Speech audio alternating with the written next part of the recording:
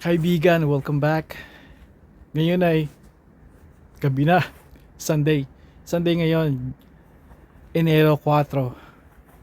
At ang temperatura namin ngayon ay nasa -9, feels like -13, prediction nasa -11, 12, 13, pero feels like mas malamig pa ron.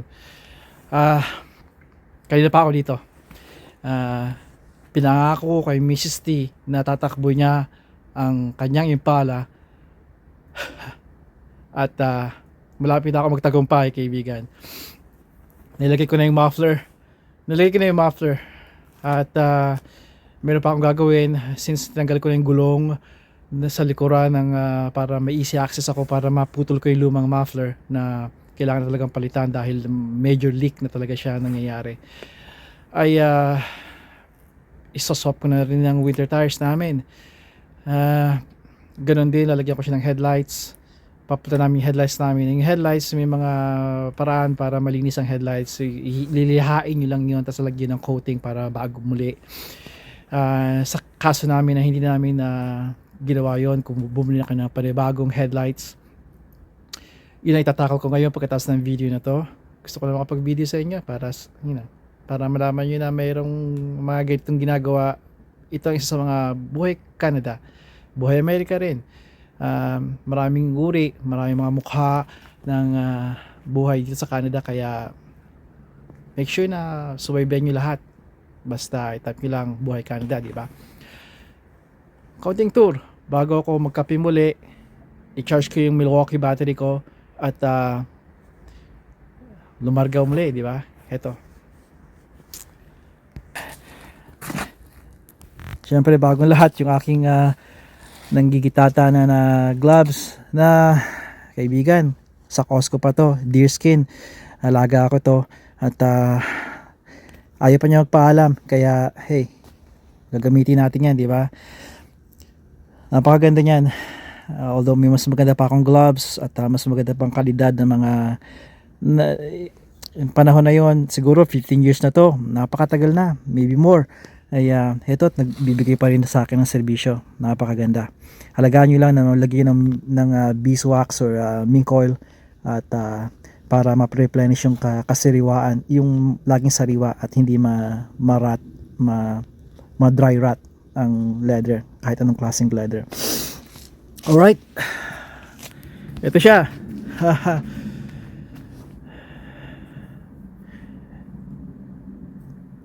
Paano ba ako magsisimula? Nakikita ninyo, kung mapapansin ninyo yung likod ay yung rotor may kalawang na. Yun ang indikasyon na hindi nagagamit yung sakyan. Normal lang yan. Once na ginamit ni Misty yan at ma-apply niya yung brake, mahihinang uli yan, kikintab muli yung rotor, brake rotor niya.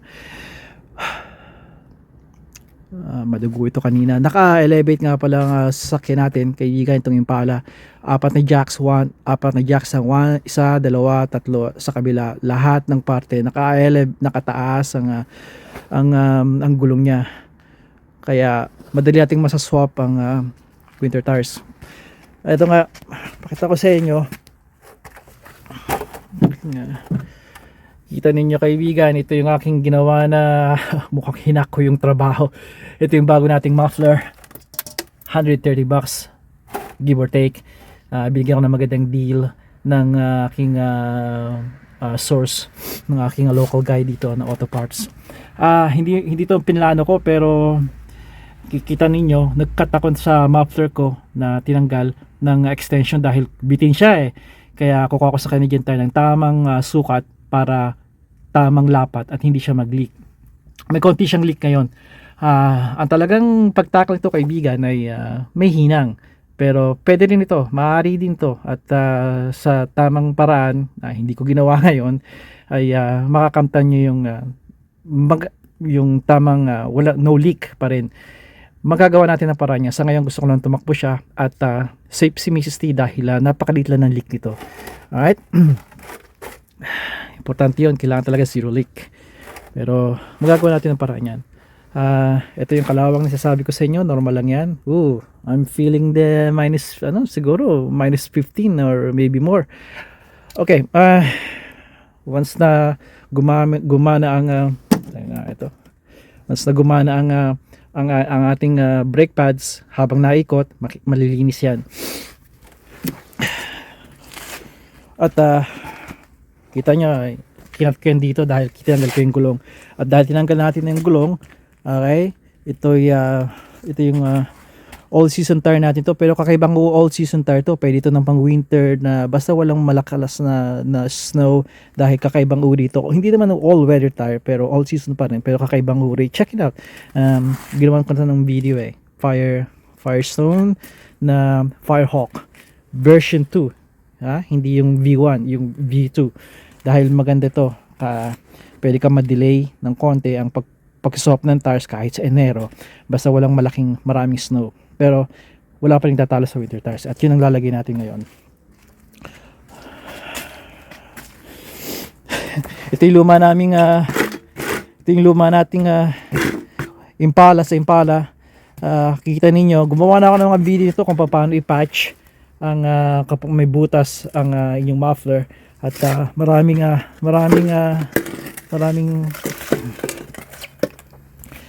marami akong natulungan dito sa video, at itong ginawa nila. Mesh kailangan ninyo bago nyo tapalan ng putty, mesh at heavy gauge na wire, para ma-secure, para mag-hold yung lalagyan yung pantapal. Pero walang permanente, kaibigan, kaya ito ay pansamantala lang, di ba? At yung pansamantala ko inabot ng 4 na taon. Ito yung winter tires natin, nakabukod na siya. Kita niyo, aggressive pa rin siya, pero kailangan na rin palitan. Alright? Ito yung sa driver's side, at itong ay sa passenger. Tandaan nyo lagi, meron siya na summer irritation. Okay? Na ito, kaibigan, ay luma ng tires to. Sa katunayan, lampas na siya ng rekomendado na palitan ang tires. Tandaan nyo, after 6 years, yung ideal na palitan na. Pero pwede, walang batas, at least alam ko dito sa Ontario, na pwede kang tumagal, okay, hanggat nagagamit nyo pa talaga, hindi pa pudpod, or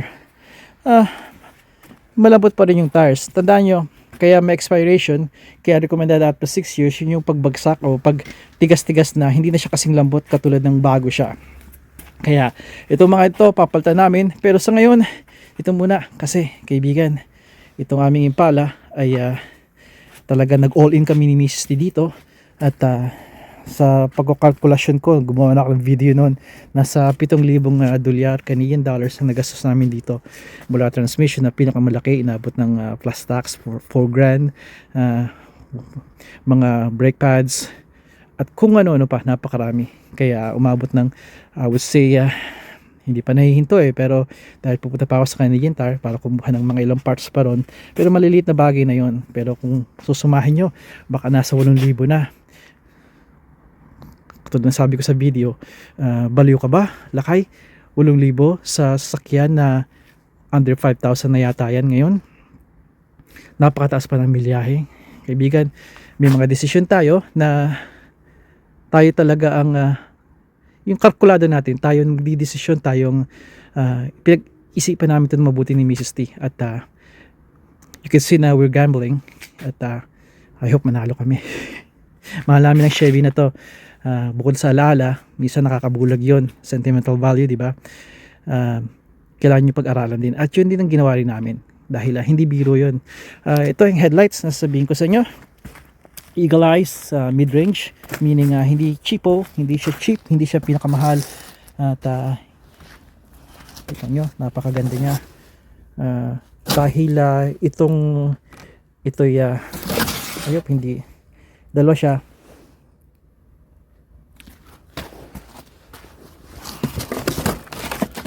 it's just a whole assembly, plug and play lang ito, so hindi na tayo mahihirapan. I hope now, kung meron man ako maging problema dito, kaibigan, ay yung height ng lente.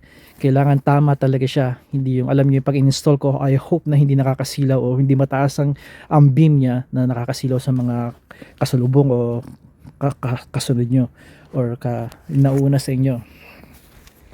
Pakita ko sa inyo kung bakit. Lalagay ko siya sa ilaw. Yep. Nakikita ninyo, nakailaw na siya.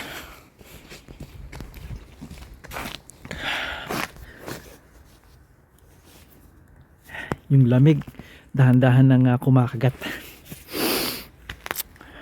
Dalawang problema ito kay Vegan. Obviously, itong isa, may ilaw yan. Magandang ilaw yan, walang problema. Actually, LED pa nga yan eh. I got that LED. Advice ko na LED ang mag-upgrade kayo ng LED. Malaking bagay yun. Dahil hazy siya, dahil kailangan niyang i-buff, hindi siya kasing liwanag. Pero normal yung ilaw niya, walang problema.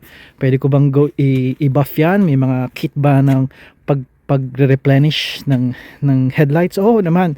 Pero nga, nag-decide na kami na since kikip namin si Impala, ito, kumuha na lang kami ng bago para talagang hassle free, di ba?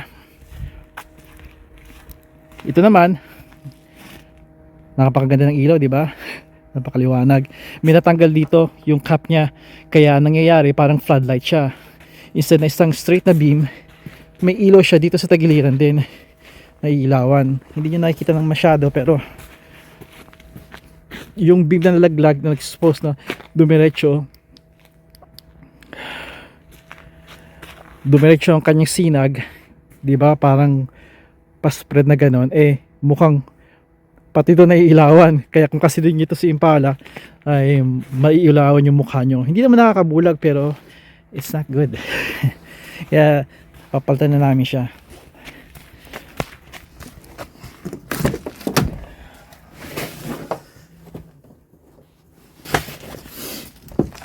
Yun lang kaibigan. At 12 minutes ata, 13, let's make it 15 minutes or less. Yun ang nangyayari ngayon dito. At isa pa na masasabi ko sa inyo. Ay, sandali, kailangan ko kayong kausapin. Humarap sa lente. Napakaganda nito na saan ba? Sandali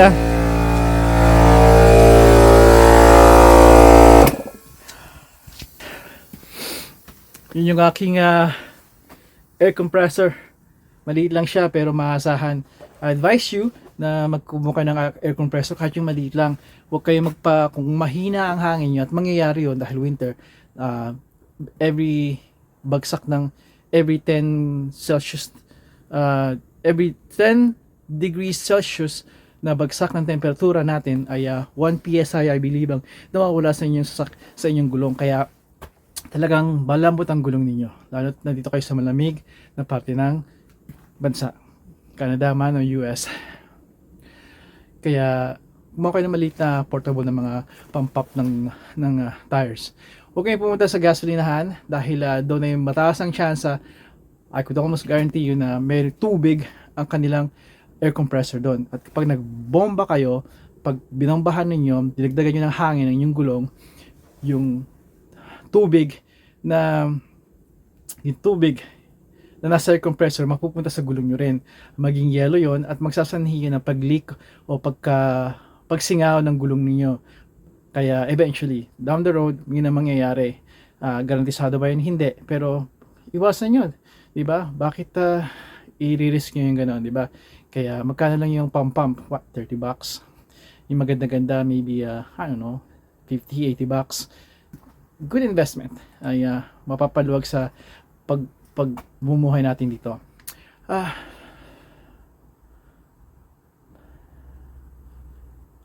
Happy New Year guys. Happy New Year. I hope na maganda ang simula ng mga panahon ninyo. Ang araw nyo, I hope lahat kayo maging maganda ang 2026 taon na to.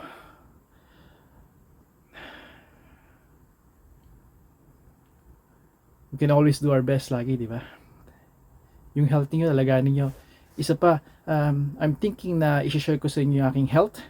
I think makakatulong yun, maraming makaka-relate dahil may condition ako kung saan kung nakikita niyo sa mga video, I'm always active. Lagi akong gumagalaw dahil kailangan. At may chronic disease ka man o may sakit ka man o wala, kailangan natin gumalaw. We're meant to move, di ba? Kaya sana mahanap niyo yung talagang nakakapagpasaya sa inyo at nakakapagbigay ng ehersisyo sa inyo. Ngayon, dito ko natatapusin at marami pa akong gagawin. So, hindi ako abutin dito ng isang hating gabi. At magkakape ako, papasok muna ako sa bahay, magkakape ako pag dinitla ako ng kape ni Mrs. T. Nagprito siya ng pritong talong At napakarami pa. Kaya habang nagkakape ako, i-edit ko to at hopefully ilalagay ko to sa isang sulok at may upload ko to ngayong gabi. Kaya wish me luck at kita muli tayo. Hanggang sa muli kaibigan, padayon.